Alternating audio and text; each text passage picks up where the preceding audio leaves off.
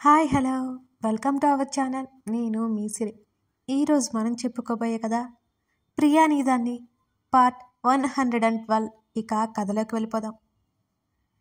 అవని రిషి ఆమె తమ్ముడు డిన్నర్ చేస్తున్నప్పుడు కాలేజ్ గురించా అని రిలాక్స్ అయింది. భోజనం చేస్తున్నంతసేపు అక్క బావ వైపు చూడకుండా తింటున్నాడు మని. అనవసరంగా బావతో చెప్పానా అని కూడా అనిపించింది. తనకి ఐఐటి చదవాలని కోరిక, కానీ అవనికి చెప్పలేదు. ఇప్పుడు బావకి మాటల మధ్యలో చెప్పాడు. అక్క బాధపడుతుందేమో. ఇప్పటికే బోర్డు కష్టాలు పడి తనని చదివించింది. అవని ఆలోచించుకుంటూ భోజనం చేయసాగింది. వంట పాత్రలన్నీ కిచెన్లో పెట్టేసి చేతులు తుడుచుకుంటూ బయటకు వచ్చింది. రిషి ఏదో మాట్లాడుతున్నాడు. తన తమ్ముడు ఆ మాటలు వింటున్నాడు. వాళ్ళకి ఎదురుగా కూర్చుంది అవని. ఇప్పుడు చెప్పండి అని ఇద్దరిని చూస్తూ అడిగింది అవని. రిషి చెప్పాడు. అవని కొన్ని క్షణాలు మౌనంగా ఉండిపోయింది. అక్క, అప్పుడది ఇప్పుడు ఆలోచన లేదు. తన అక్క ఎక్కడ బాధపడుతుందో అని భయంగా ఉంది. ఇప్పుడు జాయిన్ అవ్వు. రిషి మాటలకి ఇద్దరూ తల తిప్పి చూశారు. ఆశ్చర్యపోయారు. ఆల్రెడీ హాఫ్ ఇయర్ అయిపోయింది. అవని వెంటనే చెప్పింది. అయితే ఏముంది, మంచి ఫ్యూచర్ ఉంటుంది. మనీ భుజం మీద చేయి వేసి చెప్పాడు రిషి. వద్దు బావగారు, ఇప్పుడు నాకు ఆలోచన లేదు. వెంటనే చెప్పాడు. గడిచిన ఈ కొద్ది రోజుల కాలం చూసుకోకుండా భవిష్యత్తు చూడు అని అతని భుజం తట్టేసి వెళ్ళిపోయాడు రిషి. అక్కడి నుంచి తన అక్క పక్కన కూర్చున్నాడు. నాతో ఎందుకు చెప్పలేదురా? నిన్నప్పటికీ అడిగాను కదా. అవని గొంతులో నిర్లిప్తత. తనంటే ఎలాగో చదివేసింది, కానీ తన తమ్ముడికి నచ్చింది చేయాలని, కష్టం కలగకుండా చూసుకోవాలని ఆమెకి ఉండేది. అక్క, వాడి కళ్ళల్లో నీళ్లు. పోనీ ఇప్పుడు జాయిన్ అవుతావా అని అడిగింది అవని. వద్దు, అడ్డంగా తల ఊపేశాడు. అప్పుడే నాతో ఎందుకు చెప్పలేదు అని అడిగాడు. సంవత్సరానికి 4 లక్షలు అవుతాయంట. నేను అన్నీ తెలుసుకుని డ్రాప్ అయిపోయాను. తల కిందకి దించేసుకున్నాడు వాడు. అవని చేతుల్లో ముఖం దాచుకుని మౌనంగా ఉండిపోయింది కాసేపు. తన తమ్ముడు చెప్పిన తర్వాత జాయిన్ చేసేది కాదేమో. 4 లక్షలు ఎక్కడి నుంచి తెస్తుంది తను? అక్క, ఏదో క్యాజువల్గా మాటల మధ్యలో చెప్పాను అంతే. నాకు నిజంగానే ఆ ఆలోచన లేదు. అప్పటికే దుఃఖంతో అతని గొంతు వణుకుతోంది. అవని తల ఎత్తి చూసింది తమ్ముడి వంక. అరే, ఎందుకు ఏడుస్తున్నావు? నిన్ను జాయిన్ చేయలేకపోయాను అనే చిన్న ఫీల్ అంతే, ఏం లేదు. తమ్ముడిని దగ్గరికి తీసుకుని ఓదార్చింది అవని. నువ్వు ఈ విషయం గురించి మర్చిపో అక్క. నిజంగానే నాకు ఇప్పుడు ఆ ఆలోచన లేదు. తన అక్క చేతులు పట్టుకొని అడిగాడు. నిజమే కదా? ఒకవేళ నువ్వు ఇప్పుడు జాయిన్ అవుతావా అని అడిగింది అవని. ఇప్పుడు నాకు ఇంట్రెస్ట్ లేదు అక్క. నువ్వు ఎక్కువ ఆలోచించకు అని అన్నాడు. చిన్నగా నవ్వగానే అవని కుదుటపడింది. తన తమ్ముడితో పాటు గదిలోకి వెళ్ళి ఆ గది సర్దే వరకు కూర్చొని మాట్లాడుతోంది. అందులోనూ ఆ సాయంత్రం జరిగిన సంఘటన వల్ల రిషిని ఫేస్ చేయలేదు తను. అందుకే ఇంకా అక్కడే కూర్చొని మరో గంట కాలక్షేపం చేస్తూ గడిపేసింది అవని. తన తమ్ముడు ఆవలించడం చూసి పడుకోమని చెప్పి బయటికి వచ్చేసింది అవని. గోడ గడియారం వైపు చూసింది. 10 గంటలైపోయింది. పడుకుని ఉంటాడా? నిద్రపోతే? ఆమె అలాగే హాల్లో కూర్చుంది చాలాసేపటి వరకు. అతని ముందుకు వెళ్ళాలంటే చచ్చేంత సిగ్గుగా ఉంది అవనికి. అయినా ఇంత ధైర్యం ఏంటి ఇతనికి? ఒకవైపు మాట్లాడుతున్నాను కదా. అసలు అతను తన మాటలు పట్టించుకోడే. అతని స్పర్శ గుర్తుకు రాగానే ఒక్కసారిగా శరీరం జల్లుమన్న ఫీలింగ్ కలిగింది అవనికి. మరో అరగంట కాలక్షేపం చేసింది అలాగే కూర్చొని. తను వెళ్ళకపోతే ఏమనుకుంటాడు? తన తమ్ముడితో మాట్లాడుతుంది అనుకుంటాడు అంతే. కాసేపటికి లేచి లిఫ్ట్ వైపు నడిచి కూడా మళ్ళీ మెట్ల వైపుకి వచ్చేసింది. లైట్స్ ఆఫ్ వేసుకుంటూ పైకి వెళ్ళిపోయింది. గది బయటే ఆగిపోయింది. తలుపు తెరవడానికి చేతిని ముందుకు పెట్టింది. ఆమె చెయ్యి సన్నగా వణుకుతోంది. పెరుగుతున్న గుండె వేగాన్ని అదుపు చేసుకోవడానికి అన్నట్టు హృదయం మీద ఒక చేతిని వేసుకుని మెల్లిగా తలుపు తోసింది అవని. ఆ తలుపేమైనా ఊరికే ఉందా?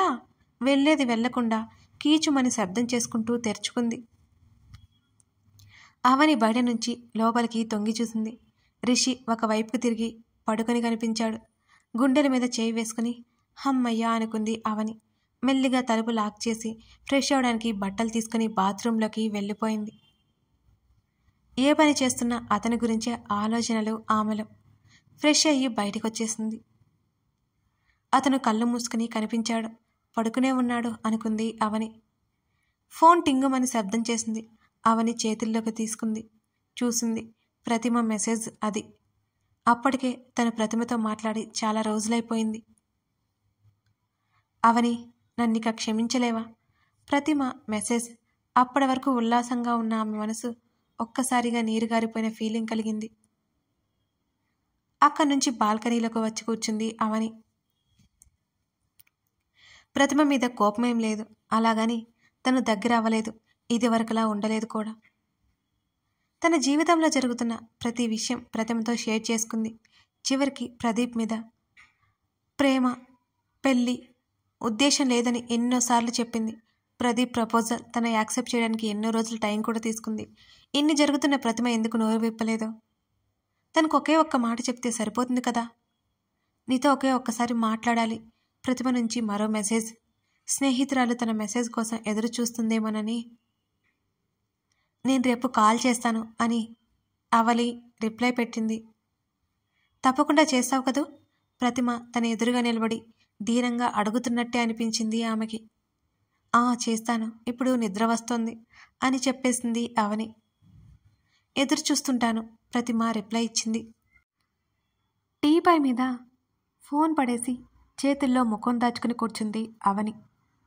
అదేంటో చిన్నప్పటి నుంచి తను ఎవరి మీద కాస్త అఫెక్షన్ చూపించినా అందరూ తనకి దూరమైపోతారు. దగ్గర అనుకున్న వాళ్ళంతా తనకి దూరమే. మ్యాక్సిమం తన సర్కిల్లోకి ఎవరిని రానివ్వదు.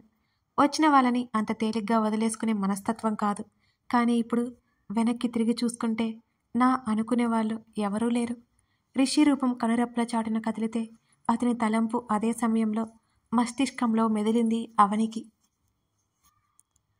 నువ్వు కూడా నన్ను దూరం చేయవు కదా. ఈసారి నువ్వు దూరమైతే ఇక నేనేమైపోతానో కూడా నాకే తెలియదు. ఆమె కన్నీళ్లతో అరచేతులు తడిచిపోయాయి. తన భుజం మీద చెయ్యి పడగానే ఉలిక్కిపడి తల ఎత్తి చూసింది అవని.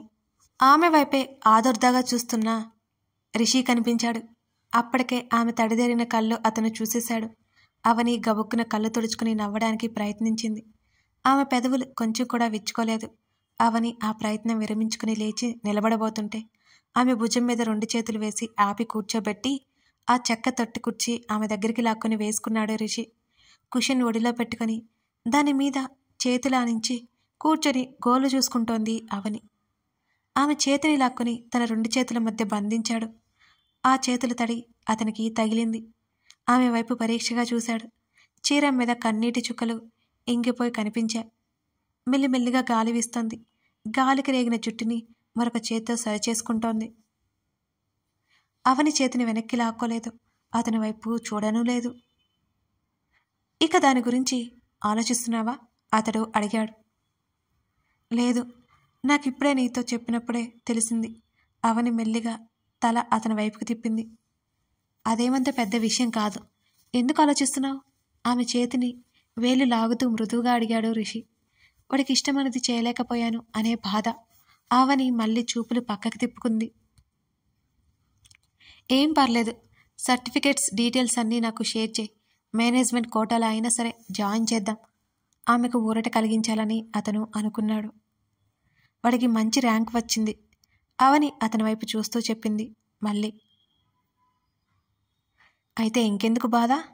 అతను మాట్లాడుతుండగానే ఫోన్ డిస్ప్లే మీద బ్లింక్ అయింది. రిషి కళ్ళు తిప్పి టీపై వైపు చూశాడు. తప్పకుండా చేస్తావు కదూ? ప్రతిమ నుంచి మెసేజ్ స్క్రీన్ మీద స్పష్టంగా కనబడుతోంది. అతను ఫోన్ తీసి ఆమె చేతుల్లో పెట్టాడు. మళ్ళీ అక్కడే పెట్టేసింది అవని. ఏమైంది? ఆమె దిగులు ఎందుకో అతనికి అర్థమైపోతుంది మెల్లిమెల్లిగా. మళ్ళీ 2 చేతులు నుదురికి ఆనించుకుంది. నాకే ఎందుకు ఇలా జరుగుతుంది? బేలగా అతని వైపు చూస్తూ అంది. ఇప్పుడేమైంది? కాస్త ముందుకు వంగి ఆమె ముఖంలోకి చూస్తూ అడిగాడు అతను. ప్రతిమ విషయం అంతా క్షుణ్ణంగా చెప్పింది. ఆ రోజు ప్రతిమ చెప్తుంటే అతను కాస్త విన్నాడు. ఆ రోజు అవని పర్సనల్ది, అందుకే అతను అడగలేదు, అడగాలి అనుకోలేదు కూడా. ఈరోజు అవని తనది తెలుసుకున్నాడు, క్లియర్గా అర్థమైపోయింది. సరే, ఇప్పుడు ఎందుకు ఏడుస్తున్నావు? ఆల్రెడీ అది ఎప్పుడో ముగిసిపోయింది. అతను సర్ది చెప్పే ప్రయత్నం చేశాడు. ఒక రిలేషన్ని తెంచేయడం అంత సులువా? అవని అడుగుతున్న ప్రశ్నకు సమాధానం లేదు అతని దగ్గర. అతను సమాధానం ఇచ్చేలోపు మళ్ళీ అంది అవని, నాకు మాత్రం చాలా కష్టం. అలాగని నేను ప్రతిమతో ఇదివరకట్లా ఉండలేను. ఆమెను పూర్తిగా దూరం పెట్టలేను. ఆమె బాధపడ్డం కూడా నాకే బాధగా ఉంది అని అంది. ఆమె తల కొట్టుకోబోతుంటే ఆమె 2 చేతులు పట్టి ఆపాడు రిషి. ఆమె గడ్డం పట్టి ముఖాన్ని తన వైపు తిప్పుకున్నాడు. ఆమెకి అత్యంత సమీపంలో ఉన్నాడు అతను. నీకు నచ్చలేదు సరే, దూరంగా ఉన్నావు, అంతవరకు ఓకే. అంతేకాని మళ్ళీ ఎదుటి వాళ్ళ ఫీలింగ్స్ నేను ఎత్తి మీద వేసుకోవడం అవసరమా? అతని చివరి మాటలకు మృదు గంభీరంగా వచ్చాయి. తను నా ఫ్రెండ్ కదా, ఆలోచించకుండా ఎలా ఉంటాను? అవని మాటలు దీనంగా వచ్చాయి. సరే, అలా అయితే ఇదే మొదటి తప్పు అనుకొని క్షమించాయి. అలా చేయలేవు అనుకుంటే ఆలోచించడం మానే. ఎప్పుడైనా ఒక సైడే ఉండాలి. రెండూ పట్టుకొని ఊగిసలాడితే మనశ్శాంతి ఉండదు. అతని మాటలు ఆమె మీద కాస్త ప్రభావం చూపించాయి. అలాంటి పరిస్థితిలో అతని కంటే అనుభవం ఎవరికి ఉంది? ఏంటి చెప్పేది వినబడుతోందా? అవని స్వరం లోతుగా వచ్చింది. ఆమెకు అతన్ని ఏదో అడగాలనుకుంటుంది. అంతలోనే అతను వదిలిపెట్టి వెళ్ళడు అనే నమ్మకం వస్తోంది మరోవైపు. ఇంకా ఏంటి? అతను మరోసారి అడిగాడు. అవని చెప్పలేదు. ఆమె సమాధానం కోసం అతను చూస్తున్నాడు. ఆమెకు అర్థమవుతూనే ఉంది ఆ విషయం. ఇదంతా కలగాదుగా. కాసేపటి తర్వాత ఆమె నోరు విప్పింది. ఆమె చేతిని తన పెదవులకి తాకించుకున్నాడు రిషి. చాలానే చేసి ఏడ్చాను కదా, నువ్వు నమ్మడానికి టైం పడుతుందిలే. అతని పెదవుల మీద నవ్వు. నా ఉద్దేశం అది కాదు, అవని కంగారుగా అన్నది. ఇట్స్ ఓకే, నేను అర్థం చేసుకోగలను. ఆమె చేతులు నెమ్మదిగా వదులుతూ అన్నాడు రిషి. ఆమెను బాధించిన తీరంతా గుర్తుకొస్తోంది అతనికి. అతను వదలబోతున్న చేతులను తను దూరం చేయకుండా గట్టిగా పట్టుకుంది. నా ఉద్దేశం అది కాదంటే వినిపించుకోవే. నాలో ఏదో ఇన్సెక్యూర్ ఫీలింగ్. ఎన్నో సంవత్సరాల స్నేహం కదా, అంత సులువుగా ఎలా మోసం చేయగలిగింది అనే బాధ. ఇదిగో ఇప్పుడు నువ్వు నా ఎదురుగా ఉన్నావు. ఇదంతా నిజమో కాదో, నేను నిద్రపోతూ కలగంటున్నానేమో, రేపటికి ఇదంతా అబద్ధమైపోతుందేమో అనిపిస్తోంది. ఆమె చెప్పుకపోతుంటే ఆమె మనసులో భయాలు, ఆమె గతకాలపు బాధలు అతను అర్థం చేసుకోగలడు. సరే, ఇప్పటికే లేట్ అయిపోయింది కదా అని కుర్చీలో నుండి పైకి లేచాడు రిషి. అతని చేతి మణికట్టు దగ్గర గట్టిగా పట్టేసుకుంది అవని. నువ్వింకా నన్ను నమ్మట్లేదు అని అంటున్న ఆమె మాటలకి అతనికి నవ్వొచ్చేసింది. తనని పట్టుకున్న ఆమె చేతిని పట్టి పైకి లాగాడు రిషి. నిన్నిప్పుడు కొత్తగా నమ్మడానికి ఏం లేదు పదా. అతని మాటల్లో గూఢార్థం బోధపడలేదు తనకి. అర్థం కాకుండా మాట్లాడుకో, అవని చిరుకోపంగా అన్నది. ఒకటి నిజం, ఐఎమ్ విత్ యూ. ఆమె వీపు చుట్టూ చెయ్యేసి దగ్గరికి లాగాడు అతను. అవని అలాగే చూస్తుంది. నీకు నమ్మడానికి టైం పట్టొచ్చు, కానీ ఇది నిజం.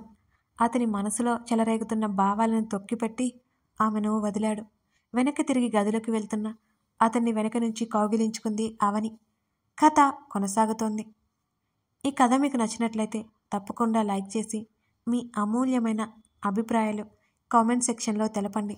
అలాగే మన ఛానల్కి కొత్తగా వచ్చినట్లయితే సబ్స్క్రైబ్ చేసుకోవడం మర్చిపోకండి. మరిన్ని వీడియోస్ కోసం ఫాలో అయిపోయింది. Thank you for watching this video. మరో ఎపిసోడ్తో మళ్ళీ కలుద్దాం.